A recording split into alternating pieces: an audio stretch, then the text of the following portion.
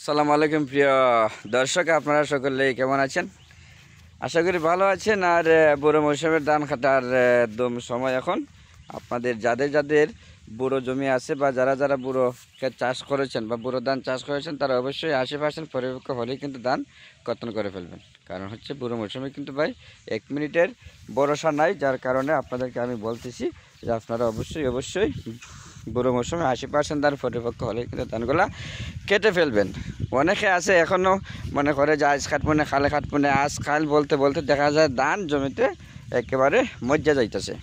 এখন যিনি বিধান 105 ডায়াবেটিস প্রতিনিধি যাদের চাষ করেছে ওনার সাথে একটু আলাপ করবো আর কি। এই হচ্ছে, আসসালামু আলাইকুম। এই হচ্ছেন কৃষক, এই জমির ওনার নাম হচ্ছে সাইফুর রহমান অলি। এখন অলি ভাই ভালো আসেননি? আলহামদুলিল্লাহ। আপনার ডায়াবেটিস আসেনি? আছে। এখন ওই এই যে উনি কিন্তু ডায়াবেটিস রোগী।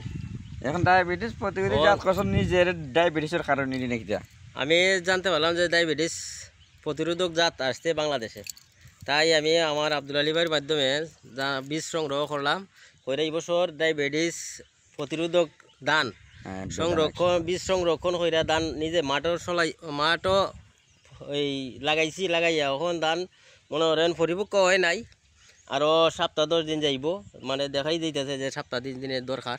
যিনি ওইলে পরে আর দেখবো আল্লাহ যে মনে করেন মানুষের জ্ঞান দিয়েছেন, মানুষের জ্ঞানের মাধ্যমে আমরা মনে করেন ঔষধ বা এই বিভিন্ন যন্ত্রপাতি পাইছি, এগুলা থেকে মনে করেন যদি প্রতিরোধক সত্যি হয়ে থাকে তাহলে তো মনে হয় আমরা যারা ডায়াবেটিস রোগী আছি তাদের জন্য অত্যন্ত কল্যাণজনক একটা ধান মাঠে আইছে। তো আমরা আশা রাখি যে এটা পরিপক্ক হইলে আমি খাবার লাগিয়ে রাখবো আর বীজও রাখবো, আপনারা আগামীতে যাতে বীজ সংরক্ষণ করবা নিবা, আমি সংরক্ষণ করে রাখবো ইনশাল্লাহ। দেখা যাক, বুঝছেন। আর আমার আব্দুল আলী ভাইরও অসংখ্য ধন্যবাদ যে উনি আমার এই জাতটা দেওয়ার জন্য। ডায়াবেটিস প্রতিরোধী জাত বিধান 105 এটা কিন্তু খুবই জনপ্রিয় এবং এই জমির এই ধানের চাউল বিক্রি 80-90 টাকা বিক্রি করার কোনো বিষয় না। কারণ গতবার আমি নিজে আমার কৃষকদেরকে দিয়ে একজনকে দিয়ে করাছিলাম, এবার আমি প্রায় 15-20 জনকে দিয়ে এই বিধান 105 জাতের ধান মানে চাষ করাইছি।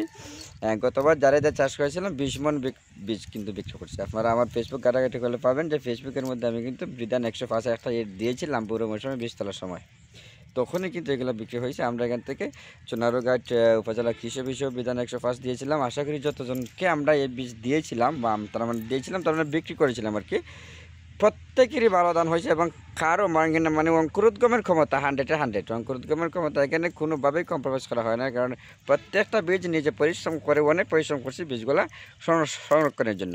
বীজ সংরক্ষণ করবেন কীভাবে? শুকনা নিম পাতা বা শুকনা খুকরা পাতা, ওটা বিষ কেটেলে পাতা দিয়ে প্রথমে একবার পাতা দিবেন, এরপরে ধান, এরপরে আবার পাতা, এরপরে আবার ধান, এরকম কয়েকটা স্তরে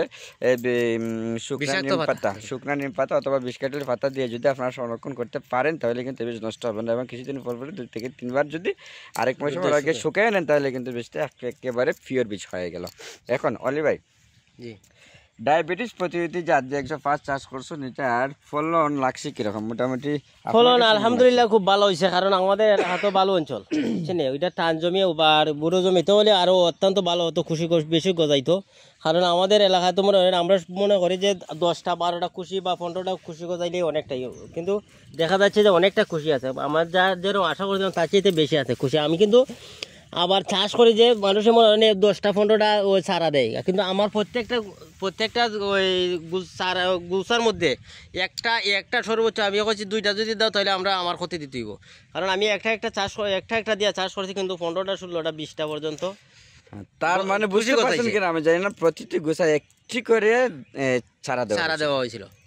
এখন যে আরেকটা দেখেন বীজ রাখার আরেকটা কৌশল আমি দেখেন মাঝখানে দিক দিয়ে কিন্তু লগো পদ্ধতি, মানে 10 লাইন পর 1 লাইন গ্যাপ, হ্যাঁ 10 লাইন পর 1 লাইন গ্যাপ এখানে রাখা হয়েছে, যাতে সঠিকভাবে বীজ রাখা যায় এবং যাতে সঠিকভাবে এই জমির ধানের পরিচর্যা করা যায়, বিভিন্ন পরিচর্যা করা যায়।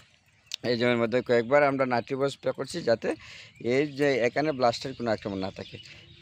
যাদের বুড়ো জমি আছে আগামীতে চাষ করবেন অবশ্যই বিধান 105 ডায়াবেটিস প্রতিরোধী জাত চাষ করবেন, দেখবেন কীরকম লাগে। এই ভাতের স্বাদ, চাউলের স্বাদ কিন্তু, এই চালের ভাতের স্বাদ কিন্তু খুবই টেস্টি। ধন্যবাদ সকলকে।